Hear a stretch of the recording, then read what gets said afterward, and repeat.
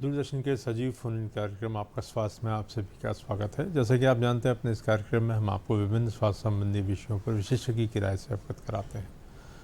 आज हम बातचीत करने जा रहे हैं ब्लड प्रेशर या उच्च रक्तचाप के बारे में, और हमने विषय रखा है ब्लड प्रेशर की रोकथाम। क्यों? क्योंकि आजकल ब्लड प्रेशर जो है बहुत कम उम्र में देखने को मिल रहा है, और ब्लड प्रेशर शरीर के किन किन अंगों पर क्या प्रभाव डालता है, और क्यों कहते हैं ब्लड प्रेशर को साइलेंट किलर, क्योंकि कई बार ये सिम्टम्स नहीं देता और लोग जो है परेशान हो जाते हैं। इन्हीं सब के बारे में विस्तार से जानकारी के लिए हमने अपने स्टूडियो में आमंत्रित किया डॉक्टर पंकज अग्रवाल को, जो कि फिजिशियन हैं और पिछले करीब 30 वर्षों से भोपाल में चिकित्सा कर रहे हैं। ब्लड प्रेशर और हार्ट के मरीजों को देखते हैं।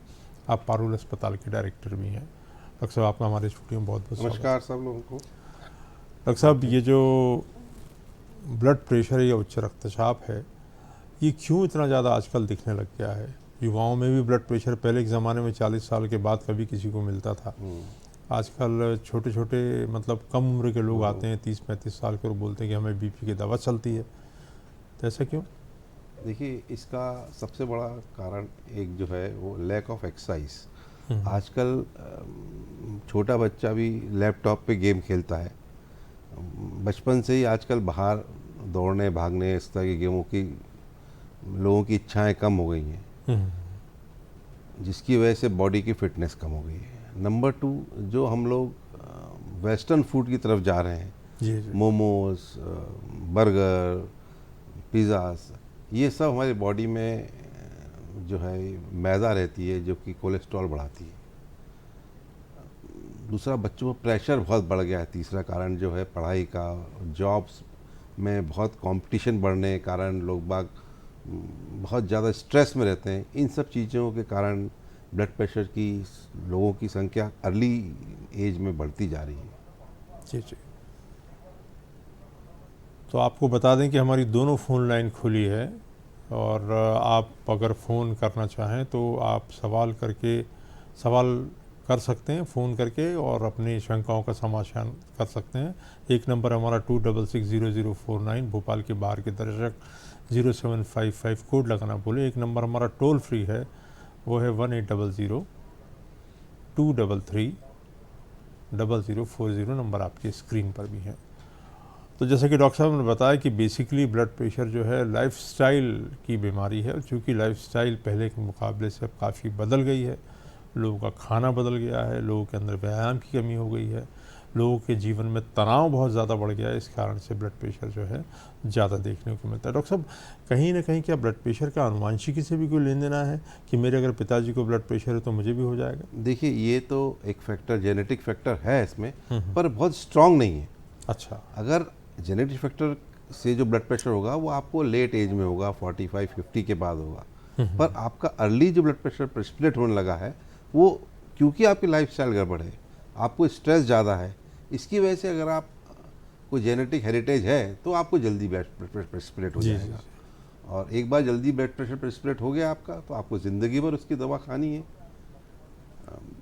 बात करेंगे कि क्या दवाइयाँ लेना पड़ती हैं और क्या ज़िंदगी भर खानी पड़ती है। डॉक्टर विपिन जी हमारे साथ सागर से जुड़ गए, उनका सवाल ले लेते हैं। स्वागत है आपका विपिन जी, पूछिए अपना सवाल। पूछिए विपिन जी। जी नमस्कार। जी सर मेरा सवाल ये था कि जिन लोगों को ब्लड प्रेशर की समस्या रहती है तो उन्हें कौन कौन से एहतियात बरतने चाहिए, क्योंकि आए दिन उनको ये समस्या होने लगती है। और दूसरा सवाल सर ये था कि क्या कुछ खान पान में अगर बदलाव कर दिए जाए हमेशा के लिए तो उससे ही ब्लड प्रेशर को कंट्रोल किया जा सकता है। और सर क्या ना ब्लड प्रेशर रोज चेक करना चाहिए?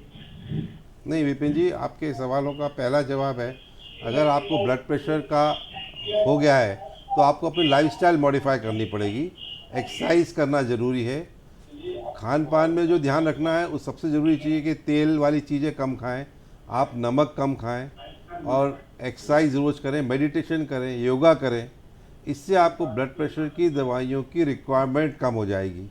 मैं ये नहीं कह सकता कि दवाइयाँ बंद हो जाएंगी। बहुत कम परसेंटेज के लोग ऐसे होते हैं जिनकी दवाइयाँ बंद हो जाती हैं, पर मैक्सिमम परसेंटेज में लोगों की दवाइयों का डोज कम हो जाता है और उनको आगे कॉम्प्लिकेशन के चांसेस कम रहते हैं। और दूसरा ये कह रहे थे कि क्या ब्लड प्रेशर डेली चेक करना चाहिए क्या? नहीं, ये बिल्कुल नहीं करना चाहिए। आपको स्ट्रेस होता है उससे, और स्ट्रेस होगा तो फिर और ब्लड प्रेशर बढ़ेगा। आप ब्लड प्रेशर चेक करिए, नॉर्मल है अगर आपका तो हफ्ते महीने में एक बार कराते रहिए, डॉक्टर को दिखाते रहिए, या घर में आजकल बहुत अच्छी मशीनें आ गई हैं। पर उन मशीनों के साथ एक विशेष ध्यान रखिए कि उस मशीन में अगर बढ़ा हुआ घटा आ रहा है तो पैनिक में नहीं आना चाहिए, क्योंकि वो इलेक्ट्रॉनिक मशीन है। आपके हाथ के मूवमेंट से, आपके पोजीशन से उसमें ब्लड प्रेशर में बदलाव आ सकता है। कभी भी अगर आप घर में इलेक्ट्रॉनिक मशीन से बीपी नाप रहे हैं, इस बात के लिए विशेष ध्यान रखिए कि आप अगर बीपी गड़बड़ आ रहा है तो 3-4 रीडिंग लीजिए, लेट के लीजिए, बैठ के लीजिए, और अगर फिर भी गड़बड़ आ रहा है तो डॉक्टर की सलाह लीजिए जाकर। अगर वो बोलता है बढ़ा है या कम है तो ही परेशान होइए, नहीं तो परेशान मत होइए। हमने देखा है कि अक्सर मरीज घर में बीपी बोले साहब बहुत कम आ रहा है, बहुत बड़ा आ रहा है, और हम परेशान होते हैं और हम लोग पास आते हैं। स्ट्रेस में फिर बीपी उनका दोबारा बढ़ जाता है। तो इसका विशेष ध्यान रखना चाहिए कि घर में बीपी लेकर अगर बढ़ा या घटा हुआ आ रहा है तो एक डॉक्टर की सलाह ले लेना चाहिए। वो जो प्रॉपर मशीन से चेक करेगा उस ज़्यादा ठीक रहेगा। तो कहने का मतलब डॉक्टर साहब ये कह रहे हैं आपको कि डेली आपको जो है ब्लड प्रेशर लेने की ज़रूरत नहीं है, लेकिन हाँ, उन्होंने जो आपको बताया कि लाइफ के अंदर बहुत सारे परिवर्तन लाने हैं, योगा, मेडिटेशन, ऐसी बहुत सारी चीज़ें जो हैं आपको अपने जीवन में समावेशित करनी चाहिए ताकि तनाव कम हो। और तनाव भी क्योंकि एक फैक्टर है बीपी का, जैसा कि डॉक्टर साहब ने बताया। लेकिन आजकल दुनिया इस तरीके की हुई डॉक्टर साहब की तनाव तो हर जगह है और हर जगह दबाव है, काम करने का प्रेशर है। तनाव तो हर जगह है, पर आपको अपने तनाव को सीमित रखने की आदत डालनी पड़ेगी। तनाव तो हर स्टेज में लाइफ में रहेगा, कभी तनाव खत्म नहीं हो सकता। ज़िंदगी है तो तनाव है, पर उसके लिए आदमी को अपनी कोई हॉबी डेवलप करना चाहिए। उस हॉबी में अगर घंटे आधा घंटे आदमी उस हॉबी में देता है तो उस बीच शरीर का बहुत ही अच्छा एक रेस्टिंग स्टेट होती है। नींद आपको अच्छी लेनी चाहिए, कम से कम 6 घंटे की नींद बहुत ज़रूरी है शरीर को तनाव मुक्त करने के लिए। और कुछ समय ऐसा निकालना चाहिए जहाँ पर आप सिर्फ एंजॉय करें, ना ऑफिस सोचें ना घर की सोचें, कहीं की सोच के एंजॉय करना आना चाहिए आपको। सही बात कही डॉक्टर साहब ने कि चीज़ें तो रहेंगी लेकिन उससे कोप अप किस तरीके से करना, और उसमें आप लोगों की मदद भी ले सकते हैं। अशोक जी हमारे साथ जुड़ गए हैं जबलपुर से, उनका सवाल ले लेते हैं। स्वागत है आपका अशोक जी, पूछिए अपना सवाल। पूछिए अशोक जी, क्या सवाल है? साहब से मैं ये जानना चाहता हूँ कि जैसे किसी को डायबिटीज की बीमारी हो गई है, उनका भी ब्लड प्रेशर हाई हो जाता है सर। कहने का मतलब हमको क्या करना चाहिए? नहीं, देखिए हर डायबिटिक मरीज को ब्लड प्रेशर नहीं होता है। तो वैसे बीमारी से ग्रसित है तो हाँ, जो ग्रसित है उसको दवाई खानी पड़ेगी। अब देखिए डायबिटीज़ का इलाज भी एक्सरसाइज और खाने पीने की आपको रेगुलराइज करना है। ब्लड प्रेशर का भी इलाज ही वही है। तो आपको ये दोनों चीज़ अगर आप करेंगे तो आपकी डायबिटीज़ और ब्लड प्रेशर दोनों ही संभल के रहेगा, आपको दिक्कत नहीं आएगी। नहीं डॉक्टर साहब, जैसे वो ये कहना चाह रहे थे कि ये बात तो सही कि कई मरीज ऐसे रहते हैं जिनको डायबिटीज़ रहती है लेकिन ब्लड प्रेशर नहीं रहता। लेकिन क्या ये आप देखते हैं अपनी क्लिनिकल प्रैक्टिस में कि जिन लोगों को डायबिटीज़ होता है उनको कालांतर में ब्लड प्रेशर आम लोगों की तुलना में ज़्यादा होने के चांसेस रहते हैं? देखिए ऐसा बहुत फिक्स नहीं है। जी जी जी। पर चूंकि डायबिटीज़ होने वाले मरीज को ज़्यादातर मरीज में कहीं ना कहीं उसके खान पीन में गड़बड़ है, उसका वज़न ज़्यादा है, मोटापा ज़्यादा है, या फैमिली हिस्ट्री है, तो ऐसे मरीज को डायबिटीज़ के साथ ब्लड प्रेशर होने की चांसेस ज़्यादा होती हैं। पर अगर कोई मरीज़ ऐसा है जिसको डायबिटीज़ कंट्रोल रखता है, वज़न ज़्यादा नहीं है, तो मेरे हिसाब से उसको ब्लड प्रेशर होने के चांसेस बहुत कम है। डॉक्टर साहब, एक मरीज़ हमारे पास आए थे, वो दवाइयाँ जो लेते थे वो हमने उनकी देखी तो हमने उनसे कहा ये तो ब्लड प्रेशर की दवा है। तो कहना नहीं डॉक्टर साहब, हमारे डॉक्टर साहब ने ये बोला है चूँकि आपको डायबिटीज़ है तो आपके हृदय को सुरक्षित रखने के लिए हमने बहुत ही लो डोज में एक ये दवा आपको दे दी है। ऐसा भी करते हैं क्या? देखिए वो कुछ मरीजों में करना पड़ता है। जी जी जी। वो ऐसे मरीज जिनकी फैमिली हिस्ट्री कार्डियक प्रॉब्लम की बहुत ज़्यादा है, उनमें लो डोज में एस्प्रिन और एक रेमिप्रिल और इस तरह की दवा होती है जो प्राइमरी प्रिवेंशन के हिसाब से देते हैं। उनको ब्लड प्रेशर नहीं है जी जी। पर चूंकि उनकी फैमिली हिस्ट्री स्ट्रांग है तो प्राइमरी प्रिवेंशन के हिसाब से कुछ दवाएं दी जाती हैं। जी जी जी। तो डॉक्टर साहब, आम तौर पर लोगों को ये भी बड़ी भ्रांति रहती है कि साहब ब्लड प्रेशर कितना होना चाहिए। कुछ लोग बोलते थे साहब कि आपकी जो एज है उसमें 100 जोड़ लीजिए तो ऊपर वाला और नीचे वाला 80-90 तक।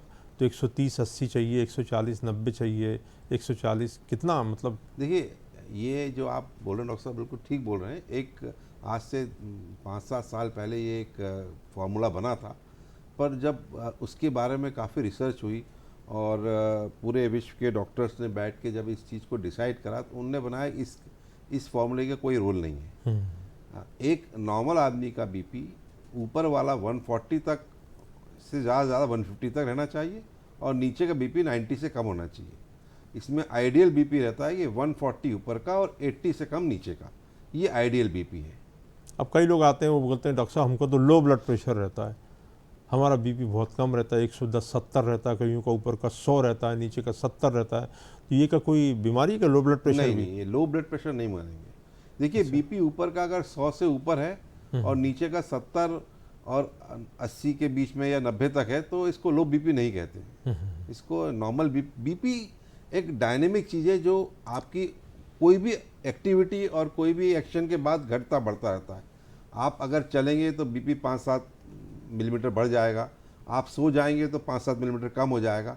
तो बीपी का एक फिक्स वो नहीं है कि इतना ही रहना चाहिए। बीपी अपनी एक रेंज के अंदर चलता घटता बढ़ता रहता है। तो इसलिए बीपी के बारे में आप लोग निश्चित रहा करें कि अगर रेंज के अंदर वो फ्लक्चुएट कर रहा है तो कोई बीमारी नहीं है, उसके लिए परेशान होने की ज़रूरत नहीं है। कहने का मतलब ये कि डॉक्टर साहब का ये कहना है कि आपका बीपी, जैसे कि डॉक्टर साहब ने बताया 140/90 का आंकड़ा बता दिया, उसके नीचे 100 के ऊपर का भी आंकड़ा बता दिया, इस बीच में कहीं भी चलता है और वो बीपी आपके लिए नॉर्मल है, लंबे समय से आपका वही बीपी आता है, तो आप अगर उस रेंज में हैं तो आपको घबराने की ज़रूरत नहीं और परेशान होने की ज़रूरत नहीं। डॉक्टर साहब, पहली बार जीवन में बीपी कब चेक करा लेना चाहिए? देखिए, पहले तो हम लोग सोचते थे कि 35-40 बात कराना चाहिए, पर जो आजकल का सीनियर चल रहा है और हमारे पास बहुत यंग हाइपरटेंशन आते हैं, तो मेरा सोचना ये रहता है कि आदमी को सबसे पहले 20 से 25 साल की उम्र के बीच बीपी चेक कराना चाहिए। उसके बाद हर 2-3 साल में एक बार बीपी चेक कराते रहना चाहिए तय ज़िंदगी। अगर बीपी ब्लड प्रेशर बीमारी हो जाती है तो फिर आपको फ्रीक्वेंटली डॉक्टर के कहे अनुसार बीपी चेक कराना चाहिए।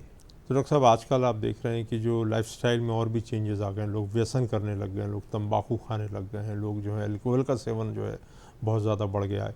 तो ये जो होता है, ये भी क्या कई बारी बीपी पैदा कर सकता है क्या? हाँ, बिल्कुल कर सकता है। देखिए, स्मोकिंग करते हैं युवा लोग बहुत। बिल्कुल ठीक करें आप सर। अगर आप एक कहावत हिंदी में थी, अति हर चीज़ की बुरी है। तो कोई भी अगर ये व्यसन, चाहे टोबैको हो, चाहे अल्कोहल हो, चाहे आपका स्मोकिंग हो, अगर आप अधिक मात्रा में कर रहे हैं और रोज़ करते आ रहे हैं, तो आपको इन सब से बीपी और डायबिटीज़ दोनों होने की चांसेस लोग नॉर्मल आदमी से 50% बढ़ जाता है। अगर कोई मनुष्य जो ये व्यसन नहीं कर रहा है, उसका बीपी के चांसेस कम रहेंगे बनिस्बत जो ये व्यसन कर रहा है और अधिक मात्रा में ले रहा है, तो उसको जल्दी बीपी या ब्लड डायबिटीज़ होने के चांसेस ज़्यादा हैं। अब आपने जैसा कहा डॉक्टर साहब की बीपी की दवाइयाँ जो रहती हैं वो जीवन पर्यंत लेनी पड़ती हैं। अब एक बार एक मरीज़ थे जिनको कुछ भी प्रॉब्लम नहीं थी, लेकिन उनको हल्का सा सर दर्द रहता था, वैसे ही डॉक्टर के पास पहुंच गए तो उनका बीपी बहुत ज़्यादा आया, 190 और 100 आया।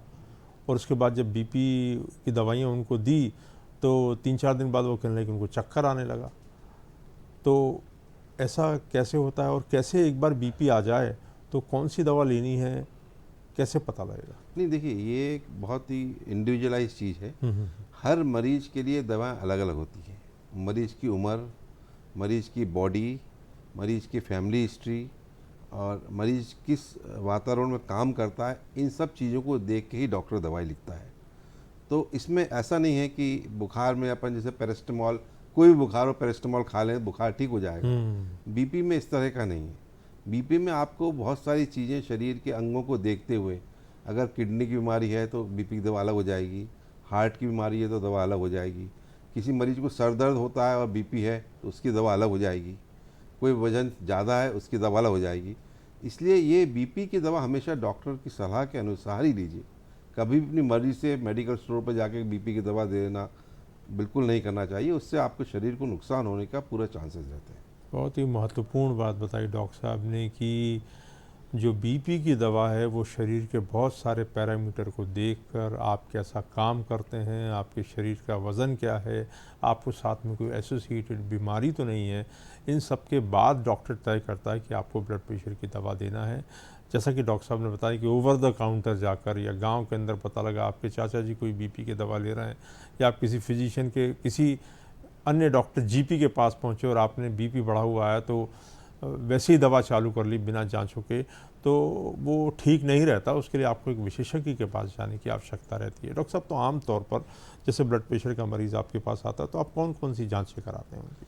देखिए, अगर ब्लड प्रेशर का मरीज आया और पहली बार उसको ब्लड प्रेशर डिटेक्ट हुआ है तो बेसिक प्रोटोकॉल में एक उसके हार्ट की जांच, किडनी की जांच, कोलेस्ट्रॉल की जांच, ये होना ज़रूरी है, शुगर की जांच, जिससे ये पता लगे कि बीपी का कारण क्या है। देखिए, बीपी दो तरह का बीपी होता है। एक बीपी होता है प्राइमरी हाइपरटेंशन, इडियोपैथिक हाइपरटेंशन बोलते हैं, जिसका कारण हमें नहीं मालूम होता।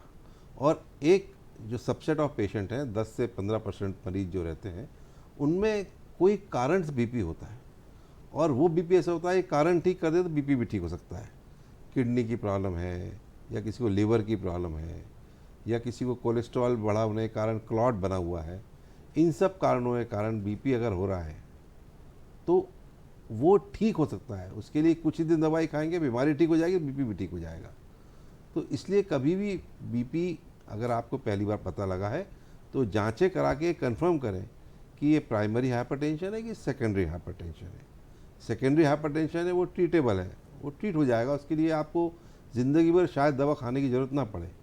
पर जो इडियोपैथिक हाइपरटेंशन है उसके लिए आपको एक बार अगर हो गया है तो 99% चांसेस रहते हैं कि आपको ज़िंदगी भर दवा खाना पड़ेगी। तो डॉक्टर साहब, एक व्यक्ति आए, उन्होंने बताया कि साहब चूंकि आपको बीपी था, डॉक्टर साहब ने उनको बताया इसलिए तुम्हारा दिल का साइज़ बड़ा हो गया है। तो क्या ऐसा होता है क्या कि जो हाँ लोग जी, बीपी की बिल्कुल। दवा नहीं लें उनका दिल का साइज़? देखिए, आपने बहुत अच्छा क्वेश्चन पूछा है। अधिकतर मरीजों हमने देखा गया कि मरीज थोड़े दिन दवा खाते हैं, तबीयत ठीक लगती है, दवा खाना छोड़ देते हैं। अब वो ये नहीं समझते कि बीपी एक दीमक जैसी बीमारी है। जैसे आपने देखा होगा, दीमक में आपके सामने की लकड़ी बिल्कुल अच्छी रहती है, अंदर से आपकी लकड़ी को चबा जाती है वो। इस तरह बीपी अगर ज़्यादा बढ़ा रहेगा तो आपकी किडनी पे, आपके हार्ट में, आपकी खून की नलियों में, और ब्रेन और आँख, इन सब में कुछ ना कुछ असर करेगा। जैसे डॉक्टर साहब ने बताया अभी कि हार्ट का साइज़ बड़ा हो जाएगा, कार्डियोमायोपैथी डेवलप हो जाती है।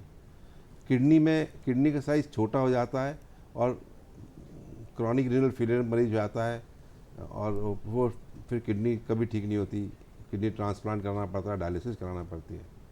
इस तरह ब्रेन की आर्टरियों में चोकिंग हो जाती है या नस फट जाती है तो हेमरेज हो जाता है, फालिज लग जाता है।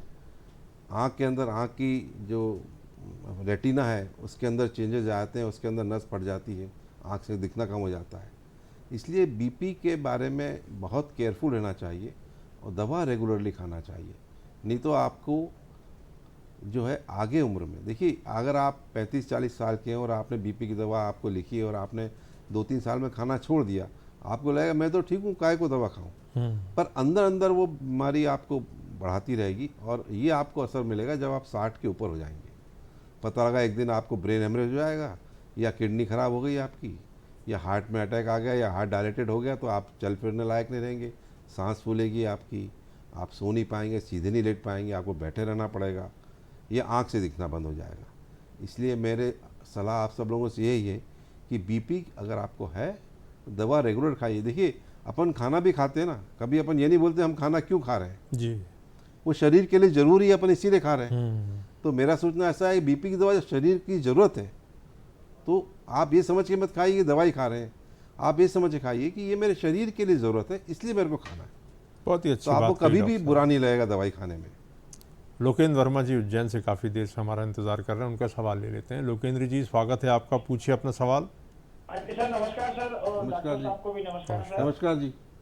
जी सर, मेरा सवाल ये है कि मेरी माताजी 83 साल के हैं और उनको बीपी की शिकायत अभी 5-7 साल से हुई थी, जब उनका 180 से बीपी ऊपर जाता था, और जब से इलाज चल रहा था उनका, और अभी क्या है, बीच में उनको सोडियम क्लोराइड की कमी हो गई थी बिल्कुल। उसके बाद में जब इलाज हुआ, उसके बाद में डॉक्टर साहब ने बीपी लेवल मेंटेन करा तो उसमें 150/90 आ रहा है।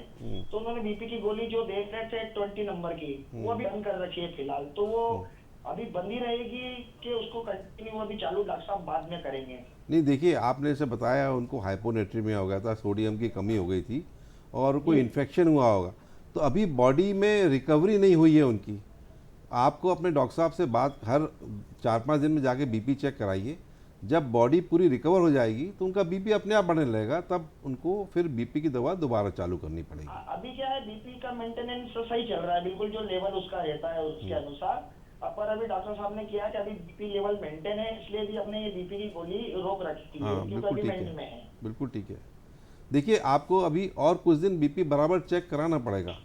हो सकता है 15 दिन के अंदर चेक कराने जा रहे हैं। 2-3 हफ्ते में उनको उनका बीपी दोबारा बढ़ने लगेगा, ऐसा मेरा सोचना है कि 2-3 हफ्ते बाद बीपी फिर बढ़ने लगेगा उनका, और उनको उसके बाद दवाई फिर चालू करनी पड़ सकती है। तो अभी कुछ दिनों के लिए रोक रखी है उन्होंने। हाँ, अभी कुछ जी। दिनों टेम्परेरी रोकी है वो। ऐसा कोई टेंशन वाली बात तो नहीं सर? नहीं, टेंशन वाली बात नहीं, आप बीपी चेक कराते रहिए जिससे कि बीपी बढ़ ना पाए दोबारा। कहने का मतलब यह है कि अरविंद जी, डॉक्टर साहब का ये कहना है कि आप अपने डॉक्टर साहब से सतत, लोकेंद्र जी आप जो है अपने डॉक्टर के ऑब्जर्वेशन में रहिए, क्योंकि जैसे कि बताया आपने इलेक्ट्रोलाइट डिस्टर्बेंस उनको हो गया था। अभी उन्होंने फॉर द टाइम बिंग दवा को रोक रखा है, लेकिन जैसा कि डॉक्टर साहब का अनुभव बताता है कि फिर से बीपी बढ़ने लगेगा तो फिर उस समय बीपी की दवा लेनी पड़ेगी। तो डॉक्टर साहब ये बताइए कि ये कितना सही है कि एक बार अगर बीपी की दवा शुरू हुई तो फिर बीपी की दवा जीवन पर्यंत लेनी ही पड़ेगी? देखिए, फिर वही बात आ गई। आप अगर अपने ये कुछ फैक्टर हैं, जैसे वजन कम हो जाए, आपका मोटापा कम हो जाए, आपने नमक की क्वांटिटी कम कर दी, तो हो सकता है आपको बीपी की दवा और 2-4 साल बाद 2-4 साल के लिए बंद हो जाए, परंतु चांसेस यही हैं कि आपको दवा हमेशा खानी पड़ेगी। तो जैसे रिवर्सल ऑफ डायबिटीज़ की बात करते हैं, इस आपकी कुछ लोगों में, बहुत ही चुने हुए लोगों में जो बहुत ही संयम बरतते हैं, अपना वज़न घटा लेते हैं, दौड़ भाग करते हैं, तो उसमें डायबिटीज़ रिवर्सल हो जाती है। तो बीपी भी रिवर्सल हो सकता है क्या? हाँ, मैंने बताया ना कि आप जी, जी। फैक्टर खत्म कर दें। आपका वजन, आप 8-10 किलो आप ओवरवेट हैं, ओबीस हैं, वजन कम कर लिया, आपने नमक की मात्रा बहुत कम कर दी, एक्सरसाइज प्रॉपर करी, तो हो सकता है जो अर्ली बीपी की स्टेज है उस स्टेज में फिर आपको दवा और 2-4 साल 5 साल नहीं खानी पड़े।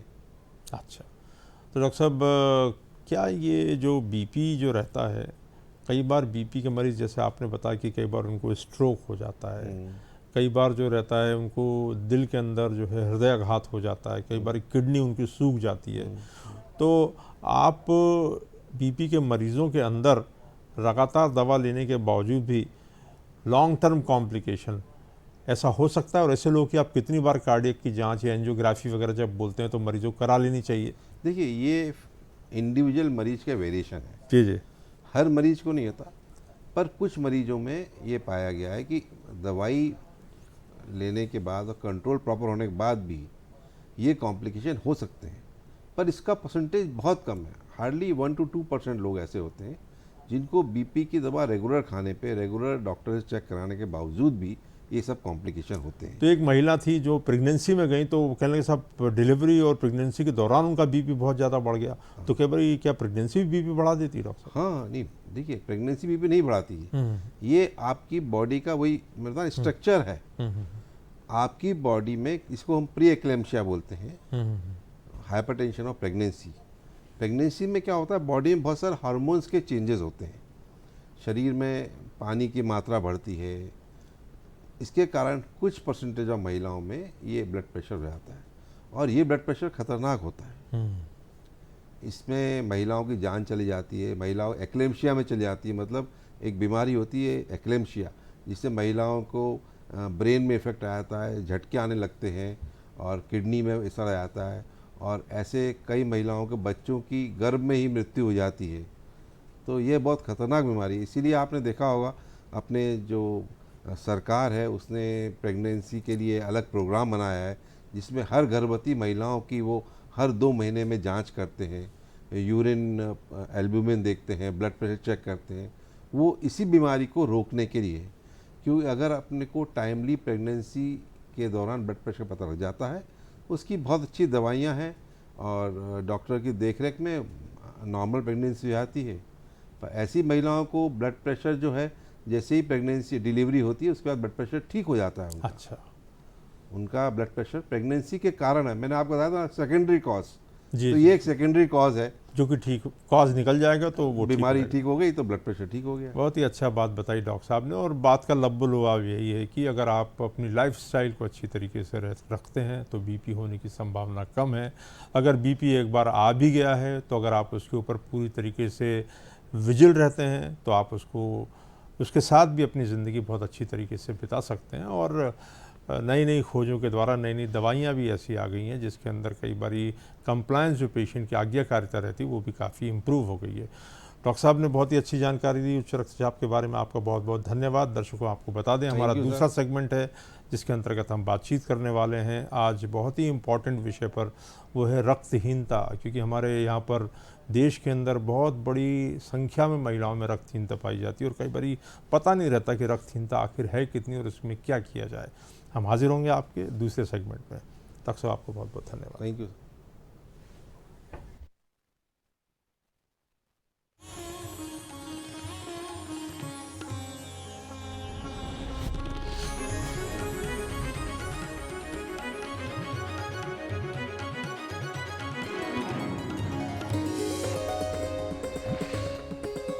दूरदर्शन मध्य प्रदेश संस्कृति का आंगन, परंपरा का संगम, जमाने के साथ कदम से कदम मिलाता, नए आयामों, नए कार्यक्रमों को जोड़ता। दूरदर्शन मध्य प्रदेश 24 घंटे के प्रसारण के साथ आपके द्वार। डीडी मध्य प्रदेश की कोशिश है हर एक दर्शक तक पहुंचने की, वो सब कुछ जिसकी आपको जरूरत है, वो सब जिसे देख सुन परिचित हो सकते हैं हम आज से, और कर सकते हैं अपना कल। सुबह से दिन की शुरुआत होती है, सुबह जो हमें दिन भर के लिए नजरिया देती है। डीडीएमपी पर दिन की शुरुआत कुछ इस तरह, कार्यक्रम नमस्कार एमपी, सजीव फोन इन, दर्शकों से सीधे संवाद और जुड़ाव। जीवन में शुरुआत और निष्कर्ष दोनों का ही महत्व होता है। इसी तरह हमारे जीवन में सुबह की तरह ही शाम भी बहुत मूल्यवान होती है। वो हमसे कहती है कि दिन अभी गया नहीं, वो छोड़े हुए या छूट गए काम को करने का हौसला देती है। इसी हौसले को उड़ान देता है evening live show hello DD.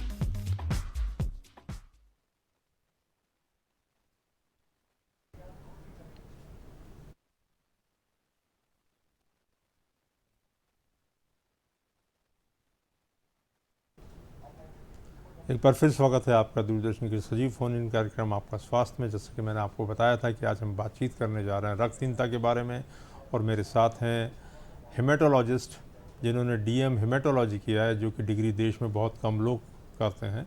सैकत दत्ता साहब ने ये डिग्री कैलकाटा से हासिल करी। उसके बाद टाटा मेमोरियल में हेमेटो ऑन्कोलॉजी यानी जो ब्लड कैंसर होता है उसके बारे में बहुत कामकाज किया, और वर्तमान में आप हमारे शहर में हेमेटोलॉजिस्ट के रूप में कार्य कर रहे हैं। डॉक्टर सैकत, आप खून और खून से रिलेटेड तमाम बीमारियों के बारे में बातचीत करते हैं, लेकिन हम ये देखते हैं हमारे तो शहर में भी महिलाएं जो बहुत अपने आप को ढक कर रखती हैं, या ऐसी महिलाएं जिनको बच्चे बहुत ज़्यादा पैदा हो गए हैं, जब उनका हीमोग्लोबिन कराते हैं तो उनका हीमोग्लोबिन बड़ा कम आता है, उनमें रक्तहीनता आमतौर पर देखने में मिलती है। तो आपकी प्रैक्टिस के अंदर रक्तहीनता के कितने मरीज ऐसे देखने को मिलते हैं, और आप किस चीज़ को बोलते हैं कि अब इनमें रक्त की कमी है, रक्तहीनता है? देखिए, हमारे जो प्रैक्टिस है हेमाटोलॉजी, इस सब्जेक्ट में ज़्यादातर मरीज़ हमारे पास जो आते हैं या एनीमिया या रक्तहीनता के कारण ही आते हैं। तो हमारे प्रैक्टिस में बहुत ज़्यादा मिलते हैं, लेकिन जनरल कोई भी फिजिशियन देखते हैं उनको महिलाओं में ये जो रक्तहीनता है काफ़ी ज़्यादा देखने के लिए मिलता है। हमारे इंडिया की जो पॉपुलेशन है उसमें आधा से ज़्यादा महिलाएं रक्तहीनता के शिकार है। अभी WHO के गाइडलाइन, वर्ल्ड हेल्थ ऑर्गेनाइजेशन के गाइडलाइन है, तो किसी महिला का हीमोग्लोबिन 12 से ऊपर होना चाहिए। उससे नीचे अगर है तो एनीमिया कहलाता है। कोई भी पुरुष है तो उनका हीमोग्लोबिन 13 के ऊपर होना चाहिए। अगर वो 13 के नीचे हीमोग्लोबिन है तो इसको हम एनीमिया ही बोलेंगे। तो आमतौर पर डॉक्टर साहब आप बोल रहे हैं कि 12 से ऊपर होना चाहिए तो नॉर्मल रहेगा, अदरवाइज रक्तहीनता। तो क्यों ये महिलाओं में इतना ज़्यादा क्यों पाया जाता है, क्या कारण है रक्तहीनता के? देखिए, एनीमिया के बहुत सारे कारण होते हैं। महिला में एक ख़ास चीज़ जो होती है, उनको माहवारी जो है हर महीने चलता है, तो हमारे बॉडी जो हीमोग्लोबिन बनाती है जो रक्त की बहुत ही इम्पॉर्टेंट पार्ट है, उससे ज़्यादा महिलाओं में खून का रिसाव होता है पीरियड के टाइम, माहवारी के टाइम। तो इसके कारण महिलाओं में वो ज़्यादा पाया जाता है। अच्छा, तो जो बहुत ज़्यादा बच्चे जो पैदा करते हैं लोग, उनके अंदर भी क्या रक्तहीनता होने की संभावना ज़्यादा रहती है? देखिए, हर बार प्रेगनेंसी में क्या होता है, जब प्रेगनेंसी एक अलग स्टेट है जहाँ बॉडी के ब्लड वॉल्यूम जो है वो बढ़ जाते हैं, खून इतना ज़्यादा बढ़ नहीं पाता, इसलिए हीमोग्लोबिन नॉर्मली कोई भी प्रेगनेंसी में हीमोग्लोबिन की मात्रा थोड़ी तो कम होती है।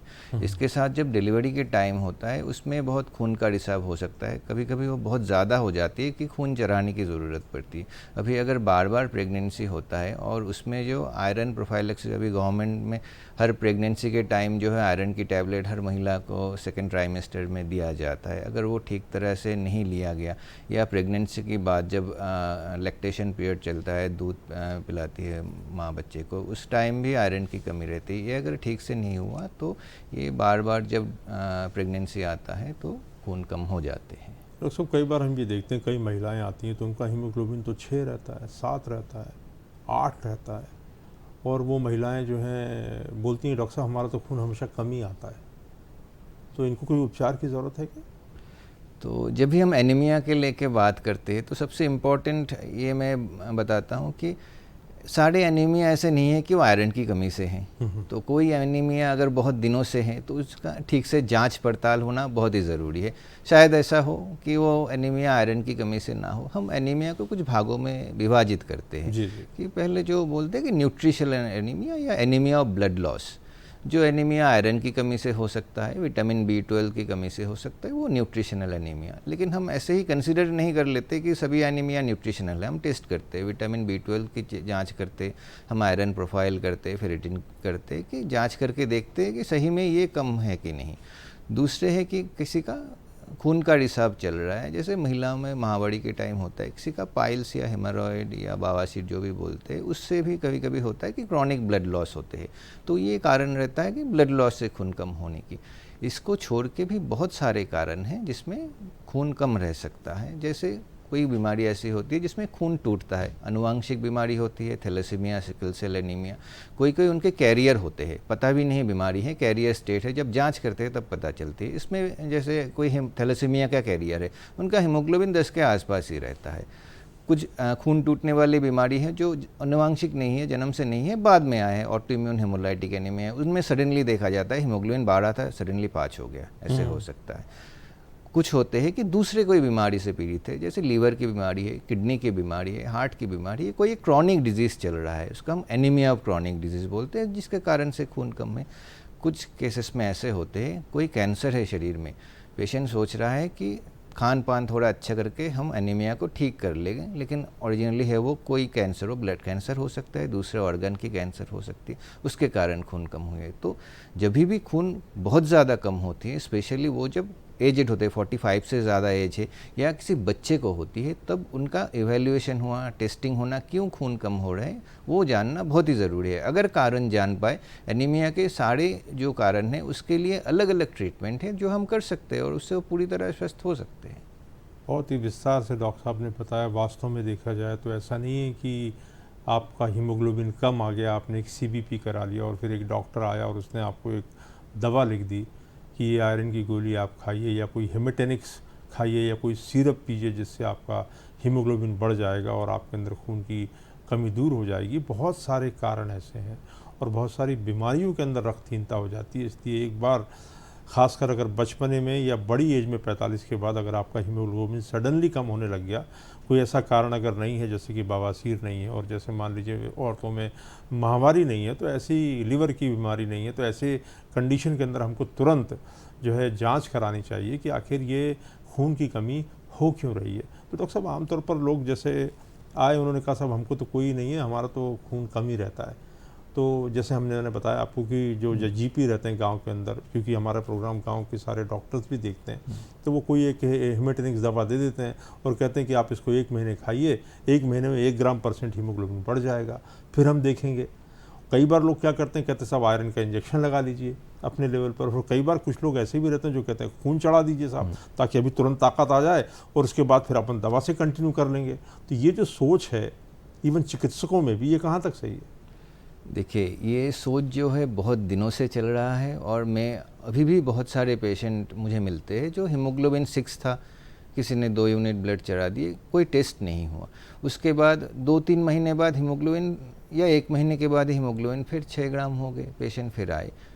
जांच पड़ताल के बाद पता चला कोई एक कैंसर चल रहा है। तो इससे क्या होता है, जो पेशेंट की जो बीमारी है उसका जो डायग्नोसिस है वो लेट हो जाता है और कभी कभी वो ऐसे स्टेज में पहुंच जाता है जिनमें ट्रीटमेंट करना भी काफ़ी दिक्कत वाली बात हो जाती है, वो काफ़ी एडवांस स्टेज में पहुंच जाते हैं।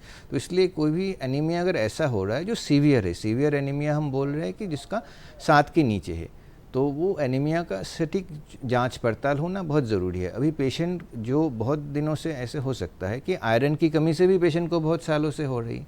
अभी हमारे बॉडी ऐसा है कि वो टॉलरेट कर लेती है। कोई इंसान अगर 7 हीमोग्लोबिन लेके 10 साल से है तो वो बॉडी भी टॉलरेट कर लेती है कि 7 हीमोग्लोबिन में जो नॉर्मली एनीमिया लेके जो सिम्टम होने चाहिए, नॉर्मली जो एनीमिया हमें माइल्ड एनीमिया होता है, जैसे किसी पेशेंट के 10 ग्राम हीमोग्लोबिन है, वो माइल्ड एनीमिया है, लेकिन वो एनीमिया में भी उनको बहुत सारे सिम्टम आते हैं जो हम रोज़मर्रा की ज़िंदगी में नज़रअंदाज कर देते हैं कि थकावट हो रही है, शाम को हर रोज़ थकावट हो रही है, पैर में दर्द हो रहा है, थोड़ी सी ज़्यादा चलने में सांस फूल रही है, कंसंट्रेशन नहीं हो रहा है, बहुत ज़्यादा चिड़चिड़ापन है, ये सारी चीज़ें हम नज़रअंदाज कर देते हैं। मुंह के अंदर छाले हो जाते हैं, बाल ज़्यादा झड़ने लगते हैं। तो बॉडी जो है वो 7 हीमोग्लोबिन में टॉलरेट कर लेती है कभी कभी, अगर वो आयरन या विटामिन B12 के कमी से हो। तो ऐसे केसेस में अगर आयरन की सही मात्रा में डोजिंग किया जाए, कभी कभी ये होता है कि हम आयरन जो लेते हैं वो सही तरीके से नहीं लेते। जैसे आयरन सबसे अच्छा काम करता है अगर हम खाली पेट लेते हैं, तो बहुत सारे पेशेंट को पता नहीं, वो खाने के साथ ले लेते हैं, तो बॉडी में जो एब्जॉर्प्शन है, शोषण है, आयरन का शोषण होता नहीं, तो वो पेट के अंदर से खून के अंदर जाता ही नहीं आयरन टैबलेट। कुछ इंसान ऐसे होते हैं कि आयरन टैबलेट ले लिया और एक एंटासिड ले लिया या कोई पेंटोप्राजोल ले लिया, रेंटेक ले लिया, ये सब ले लिए, तो हमारे पेट के अंदर जो एसिडिटी होती है तो वो आयरन खून के अंदर जाने के लिए बहुत ज़रूरी है। तो एसिडिटी हम दवाई के साथ अगर ख़त्म कर देते हैं तो आयरन का एब्जॉर्प्शन हो नहीं पाता है। तीसरी चीज़ है, अगर हीमोग्लोबिन नॉर्मल हो जाए उसके बाद भी बॉडी के अंदर एक आयरन की स्टोर बनाना बहुत ज़रूरी है। इसके लिए नॉर्मल हीमोग्लोबिन मतलब 13 हीमोग्लोबिन हो गया, उसके बाद भी हम आयरन की दवाई अगर गोली ले रहे हैं, आयरन की दवाई एटलीस्ट 3 महीने से 6 महीने तक कंटिन्यू करते हैं कि बॉडी स्टोर जो है वो ठीक से बने। तो ये सब चीज़ें, जब आयरन डिफिशियंसी में बहुत साधारण कॉमन सी बीमारी है, लेकिन इसका भी सही तरीके से ट्रीटमेंट इलाज करना बहुत ज़रूरी है। आयरन इंजेक्शन हम देते हैं तो अभी ऐसा इंजेक्शन आ गया है कि एक ही इंजेक्शन से जितना ज़रूरत बॉडी में आयरन का है हम पूरी डोजिंग एक साथ कर सकते हैं। तो आयरन डिफिशियंसी एनीमिया की भी ठीक से अगर इलाज करेंगे तो ये कभी भी क्रॉनिक एनीमिया नहीं होता है। पेशेंट कभी भी ऐसा नहीं बोलता है कि 5-10 साल से चल रहा है। अगर ये 5-10 साल से चल रहा है तो ये ट्रीटमेंट कभी ठीक से हुआ ही नहीं, इसलिए वो इतने दिन से चल रहा है। कभी कभी ऐसे होते हैं कुछ बीमारी में बार बार कम हो जाते हैं, जैसे नॉर्मल हुआ, कम हो गया, 6 हो गया, ट्रीटमेंट किया हमने, फिर वो 12 हो गया, फिर वो कम हो के 6 हो गया। इसका अलग सा कारण होता है, जैसे पेट के अंदर कोई कीड़ा है, जैसे H. पाइलोरी होता है, तो उसके कारण, या सिलियाक डिजीज़ एक बीमारी होती है जिसमें हम जो आयरन लेते हैं, देन रोज़मर्रा की ज़िंदगी में हम जो खाते हैं उसमें भी आयरन होता है। जो आयरन लेते हैं वो पेट से खून के अंदर पहुंच नहीं पाती है, या वही जो खून का रिसाव कोई अंदर पाइल से पेशेंट को पता नहीं, तो उधर से खून का रिसाव आ रहा है, पेशेंट बोल रहा है नहीं मुझे तो कोई ब्लीडिंग होता नहीं, लेकिन वो ब्लीडिंग जो है आंखों में दिखती नहीं। हम सिग्मोइडोस्कोपी या कोलोनोस्कोपी करते हैं तो मिलता है अंदर कोई पाइल से। किसी का तो कैंसर भी निकल के आता है कि कोलन कैंसर चल रहा है, स्पेशली एजेड में जिनका 60 के ऊपर एज है, साथ में बार बार एनीमिया हो रहा है। तो ये एडवांस जो जाँचें हैं वो करना ज़रूरी हो जाता है। बहुत ही सही बात कही डॉक्टर साहब ने। और कुल मिलाकर संदेश ये है कि आयरन की डेफिशिएंसी है या एनीमिया है तो उसको आपको लाइटली नहीं लेना, उसको इन्वेस्टिगेट करना। इसमें दो राय नहीं है कि ये जो आपकी हेमेटोलॉजी के जो विशेषज्ञ हैं वो अभी हमारे देश में बहुत कम दिखाई देते हैं। हमारे शहर में भी 2-3 गिने चुने ही हैं जिसमें से आप कुछ बुलाए। और आकांक्षा जी बहुत देर से हमारा इंतज़ार कर रही हैं जबलपुर से, उनका सवाल ले लेते हैं। स्वागत है आपका आकांक्षा जी, पूछिए अपना सवाल। हेलो सर, आपको नमस्कार। डॉक्टर साहब नमस्कार। नमस्कार सर, हमें अपने पापा के बारे में पूछना है। हेलो, पूछिए, सुन रहे हैं आप। जी सर, उनकी एज 66 साल है, 66 साल सर उनको सालों से हाई बीपी की और ये क्रॉनिक किडनी डिजीज की समस्या है। सर उनका बीपी तो कंट्रोल में रहता है। सर ये क्रॉनिक किडनी डिजीज में उनका क्रिएटिनिन सर 1.6 के आसपास रहता है। सर अभी साल भर से उनको ये आयरन की कमी की समस्या हो गई है। सर उनका ये ट्रांसपेरेंट सैचुरेशन सर जो आयरन प्रोफाइल में कराते हैं सर ये 15% के आसपास आया है, और लेकिन सर हीमोग्लोबिन 12.7% है। सर इस ट्रांसपेरेंट के लिए उनके डॉक्टर ने उनको पिछले 3 महीने से पैरोनीमिया प्लस सर लैक्टोफेरिन वाली दवाई भी खिलाई है। सर उसके पहले भी ये वाली दवाई वो 4-5 महीना खा चुके हैं, यानी सर थोड़ा गेट होके 8-9 महीना खाए हैं सर। तो ये जो ट्रांसपेरेंट सैचुरेशन है सर ये पिछले बार बल्कि 18% था, तो अब ये 4 महीने बाद 15% हो गया सर, और 5-6 महीने पहले ये 24% था सर। ये बढ़ता नहीं है, कम हो जाता है, लेकिन सर ये हीमोग्लोबिन तो ठीक आता है। तो सर ये क्या चीज है, ये पैरोनीमिया प्लस खाते हैं तो उससे भी ठीक नहीं होती है जी। तो ये जो क्रॉनिक किडनी डिजीज़ है इसमें खून कम होना बहुत कॉमन है। ये होता है क्योंकि किडनी जब ख़राब होती है, किडनी से एक हार्मोन निकलता है जिसको हम एरिथ्रोपोएटिन बोलते हैं। वो हार्मोन की कमी के कारण खून ठीक से बन नहीं पाता। कभी कभी एरिथ्रोपोएटिन इंजेक्शन भी हम देते हैं। तो साथ में आपके जो पापा है उनको आयरन की भी कमी हो रही है। जो ट्रांसपेरेंट सैचुरेशन कम मतलब बॉडी में आयरन कम है, तो इसके लिए आपको आयरन टैबलेट दिया जा रहा है। अगर इससे ठीक नहीं होते तो हम उनको आयरन के इंजेक्शन भी दे सकते। तो उसके लिए आप जो किडनी के डॉक्टर दिखाते हैं उनके साथ ही बात कर सकते। तो ट्रांसपेरेंट सैचुरेशन लेके किडनी के बीमारी में बहुत ज़्यादा चिंतित होने वाली कोई बात नहीं है। उनके हीमोग्लोबिन अभी भी सही है, मतलब उनको एनीमिया बहुत ज़्यादा है, मतलब हीमोग्लोबिन 13 के आसपास ही है, 12-13 है। तो वो बहुत ज़्यादा चिंता की बात मुझे लग नहीं रहा है। तो ये आयरन, ओरल आयरन अभी उनका चल रहा है। अगर इससे नहीं होता तो आयरन इंजेक्शन से भी हम दे सकते हैं।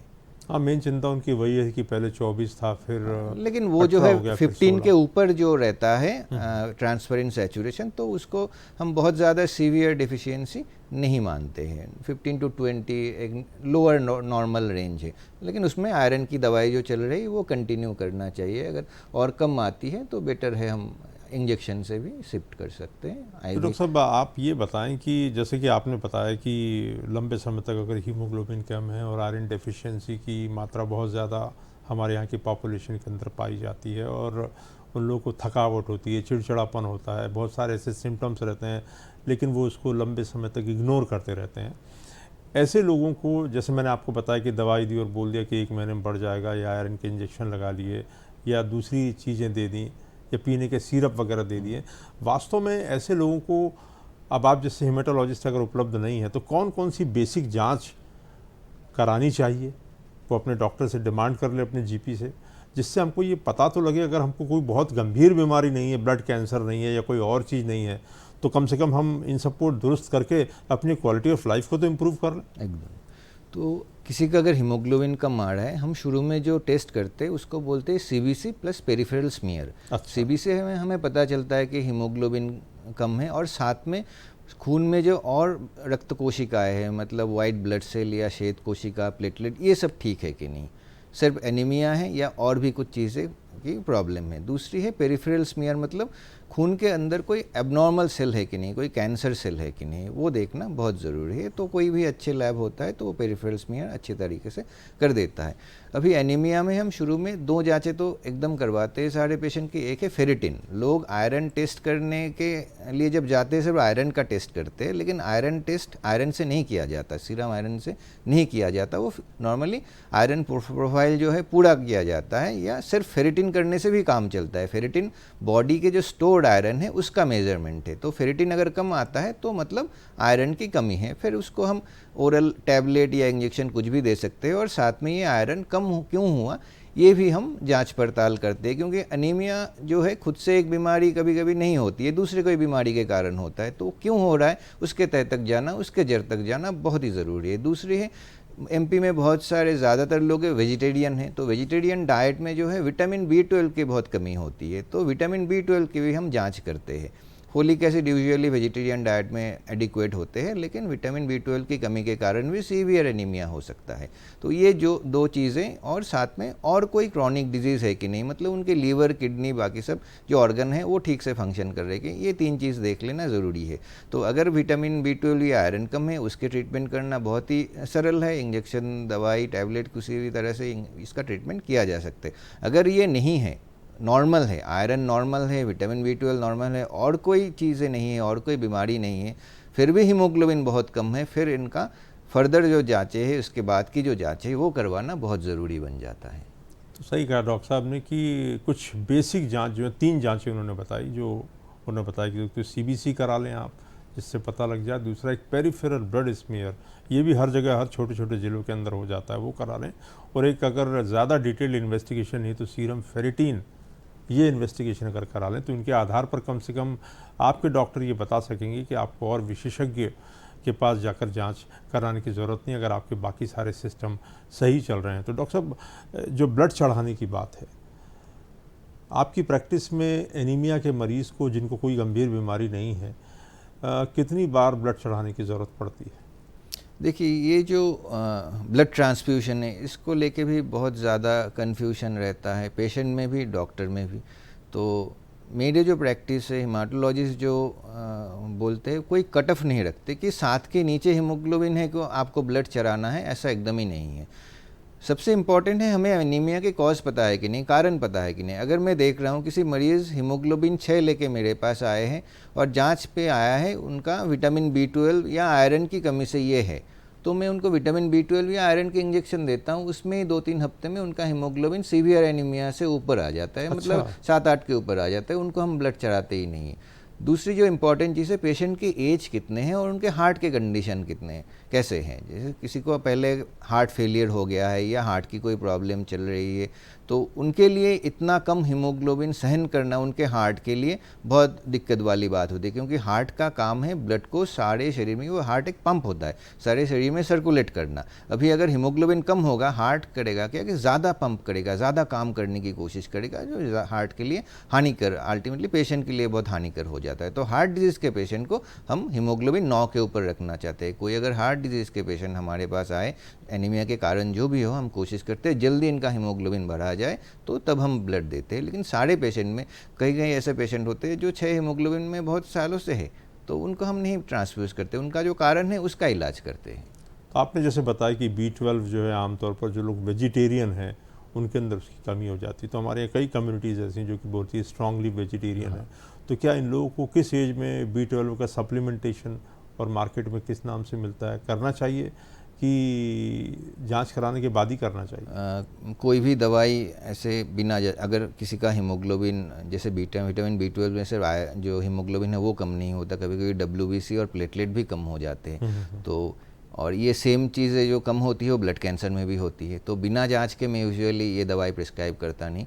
लेकिन जो है कुछ डाइट ऐसे है जो वेजिटेरियन में भी जो ले सकते हैं, उससे जो है विटामिन B12 ठीक रहता है। जैसे पनीर हो गए, मिल्क, कोई भी मिल्क प्रोडक्ट में वो काफ़ी भारी मात्रा में रहते हैं, तो वो रेगुलर लेंगे तो विटामिन B12 ठीक रहेगा। विटामिन B12 के कैप्सूल मिलते हैं रेगुलरली, तो वो भी डॉक्टर के परामर्श से वो ले सकते हैं। लेकिन मुझे लगता है अगर किसी को एनीमिया बहुत सीवियर है, पहले जाँच कर लेना ज़रूरी है कि कोई गंभीर बीमारी छूट तो नहीं रही है, वो जानना हमारे लिए ज़रूरी बन जाता है। बार साइकियाट्रिस्ट साहब इस बार पर एम्फेसिस दे रहे हैं कि एनीमिया कोई लक्षण नहीं है जिसका आप इलाज कर लेंगे और उसको ठीक कर लेंगे, उसकी जड़ में जाने की बहुत ज़रूरत है कि एनीमिया का आखिर कारण क्या है। ये जब तक पता नहीं लगेगा तब तक हम उसका एडिक्वेटली उपचार नहीं कर सकते। तो सब लोग कह देते हैं कि भाई चुकंदर खाओ, गुड़ खाओ, सेब खाओ, पिंड खजूर खाओ, हरी सब्जियां खाओ, इससे जो है साहब आपका हीमोग्लोबिन बढ़ जाएगा, क्योंकि दवाई जब खाते हैं तो उससे हमको बहुत ज़्यादा कब्जियत हो जाती है।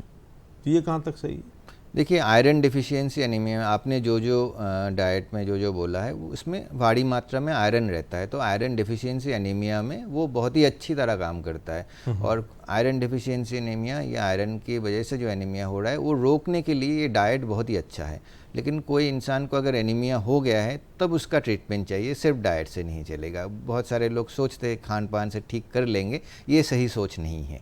तो तब दवाई चाहिए। लेकिन ये डाइट में आयरन अच्छी मात्रा में रहती है तो ये लेना ठीक है। बहुत सारे बीमारी हैं हिमाटोलॉजी में जिसमें हम बोलते ये जो खून बढ़ाने वाली चीज़ें हैं वो मत लो, जैसे थैलासीमिया हो गया, सिकल सेल एनीमिया हो गए, जिनमें क्या होता है कि बार बार ब्लड ट्रांसफ्यूशन की ज़रूरत होती है। ये आनुवांशिक बीमारी होती है, इसमें बार बार खून चढ़ते, एक पैकेट खून में 250 ग्राम आयरन होते हैं, वो आयरन पेशेंट के शरीर में जाता है, तो ये उनके बॉडी जो है आयरन से ऐसे ही भरे हुए है, तो आयरन निकालने के लिए थैलेसीमिया में हम दवाई देते हैं। तो ऐसे भी बीमारी है जहाँ आपको हीमोग्लोबिन कम है लेकिन ये आयरन रिच जो डाइट है वो नहीं लेना है, स्पेशली थैलेसीमिया सिकल। बाकी लोगों के लिए ये लेना ठीक है, इसमें कोई हर्ज नहीं है। आपने सिकल सेल एनीमिया की बात करी और हमारे प्रधानमंत्री जी भी ड्राइव चला रहे हैं कि जो बहुत ज़्यादा ऐसे इलाके हैं जो आदिवासी इलाके हैं उनके अंदर, मध्य प्रदेश से इस प्रोजेक्ट की शुरुआत हुई।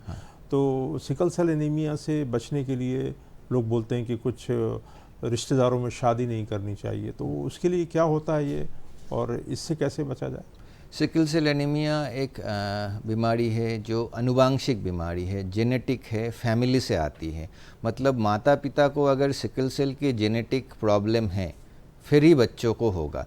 तो इसके लिए बचने के लिए सबसे इम्पॉर्टेंट जो है हमारे जो गायनोकोलॉजिस्ट कॉलीग है वो है, हम सबको बोलते हैं, डॉक्टर को हम परामर्श देते हैं कि सारे प्रेग्नेंट जो महिलाएं आते हैं फर्स्ट विजिट में उनका हीमोग्लोबिन HPLC टेस्ट किया जाए कि थैलेसीमिया या सिकल सेल एनीमिया की जेनेटिक डिफेक्ट उनमें है या नहीं है, ये पता करने के लिए। कभी कभी देखा जाता है मदर जो है थैलेसीमिया या सिकल सेल के कैरियर निकल जाते, तब हम हस्बैंड को बोलते हैं कि उनका भी टेस्ट किया जाए। अगर दोनों में निकल जाता है तो भ्रूण का जांच करना होता है, तो भ्रूण का जांच से पता चलता है कि जो बच्चा गर्भ में है वो सिकल सेल बीमारी से पीड़ित है कि नहीं।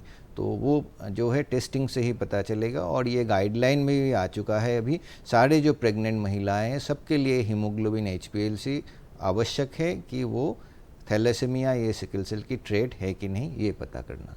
डॉक्टर साहब, थैलेसीमिया का आप जैसे जिक्र कर रहे थे, तो थैलेसीमिया के बच्चों को बहुत ज़्यादा खून की ज़रूरत पड़ती है। एक और भ्रांति रहती है कि ये पैक सेल क्या होता है और टोटल ब्लड क्या होता है। तो थैलेसीमिया के बच्चों के लिए कैसे जीवन बिताएं और उनकी जीवन की लॉन्गिविटी जो रहती है वो कितनी रहती है? देखिए, ये जो लॉन्जिविटी है अभी बहुत ही मॉडर्न ट्रीटमेंट अवेलेबल है, अभी क्योर भी अवेलेबल है। तो लॉन्जिविटी पहले हम देखते थे 30 साल तक इनके आयु रहती थी, अभी 60 साल तक भी रहती है। लेकिन उसके लिए जो है ट्रीटमेंट जो है वो सही होना ज़रूरी है। थैलेसीमिया बीमारी हो गया, एक बार हो गया तो वो सिर्फ बोन मैरो ट्रांसप्लांट से सही हो सकती है। बोन मैरो ट्रांसप्लांट तभी होती है जब पेशेंट की उम्र 15 साल के अंदर हो, तभी अच्छी होती है, उसके बाद किया जाता है, कॉम्प्लिकेशन बहुत बढ़ जाता है। तो एक बार बीमारी हो गई और वो एडल्ट एज में पहुंच गया है, मतलब उसका एकदम से बीमारी का खात्मा ये संभव नहीं है। उनको खून चल रहा है हर महीने 1-2 करके, तो वो जो खून है कोशिश करते हैं कि हम वो होल ब्लड ना हो, उसमें जो है पेशेंट की बॉडी में एंटीबॉडीज़ ज़्यादा बनते हैं, फिर ब्लड देने के बाद भी खून वो बढ़ता नहीं है। तो दूसरा चीज़ है कि फ़िल्टर यूज़ करने चाहिए। हमें जो हम ब्लड देते हैं उसके साथ रेड ब्लड सेल के साथ वाइट ब्लड सेल भी रहते हैं, प्रोटीन्स भी रहते हैं, तो फिल्टर से हम वाइट ब्लड सेल कम कर देते हैं, तो बाद में प्रॉब्लम जो है ये एलो एंटीबॉडी फॉर्मेशन जो है वो कम हो जाता है, तो खून देने से खून बढ़ता है। तो फिल्टर यूज़ करना बहुत ही ज़रूरी होता है। दूसरा जो है बीच बीच में आयरन का टेस्टिंग, हम फेरिटिन टेस्ट करते हैं। कभी कभी हम देखते हैं फेरिटिन बहुत ज़्यादा है और कोई दवाई नहीं चल रहा है। अगर फेरिटिन 1000 के ऊपर किसी का हो रहा है तो आयरन निकालने के लिए दवाई जो है वो बहुत ही ज़रूरी है। गवर्नमेंट हॉस्पिटल में आजकल वो फ्री में भी मिलता है, थैलेसीमिया बीमारी के लिए ब्लड भी फ्री में मिलता है गवर्नमेंट हॉस्पिटल में। चौथी चीज़ जो है, हीमोग्लोबिन जब बहुत कम हो जाता है तभी पेशेंट आता है हॉस्पिटल में ब्लड चढ़ाने के लिए, लेकिन हीमोग्लोबिन 6 होने के बाद हम खून नहीं चढ़ाएंगे। हीमोग्लोबिन जब 9 हो तभी हम खून चढ़ाएंगे। हीमोग्लोबिन 9 के ऊपर रखना है, तभी बच्चे का ग्रोथ जो है वो ठीक से होगा। तो 3 चीज़ें, सही ट्रांसफ्यूशन, आयरन जो है वो निकालने के लिए आयरन किलेशन थेरेपी सबसे अच्छा है कि रोकथाम, जो थैलेसीमिया सिकल सेल लेके कोई पेशेंट पैदा ही ना हो, जन्म से पहले ही हम डिटेक्ट कर ले। तो और अगर संभव हो सके किसी का थैलेसीमिया है तो यंग एज में उसका बोन मैरो ट्रांसप्लांट, ये चीज़ें इंपॉर्टेंट होते हैं। बहुत ही अच्छी तरीके से डॉक्टर साहब ने बताया। जब शुरू किया था हमने इस विषय पर डिस्कशन, तो डिस्कशन लग रहा था कि रक्तहीनता और उसका उपचार कैसे होगा। लेकिन वास्तव में देखा जाए तो रक्तहीनता अपने अंदर बहुत सारी स्पेक्ट्रम ऑफ डिसीज़ को लिए हुए है। इसको आसानी से नहीं लेना चाहिए, खासकर बच्चों में। अगर 45 साल के बाद हो रहा है तो उसकी विशेषज्ञ से जांच होना बहुत ज़रूरी है। इनके विशेषज्ञों को हेमेटोलॉजिस्ट कहते हैं। डॉक्टर साकेत दत्ता जो हैं खुद डीएम है हेमेटोलॉजी में। मैं आशा करता हूं कि आज इस प्रोग्राम से आपको बहुत जानकारी मिली होगी। आप स्टूडियो में आए, इतनी उपयोगी जानकारी दी इसके लिए बहुत बहुत धन्यवाद।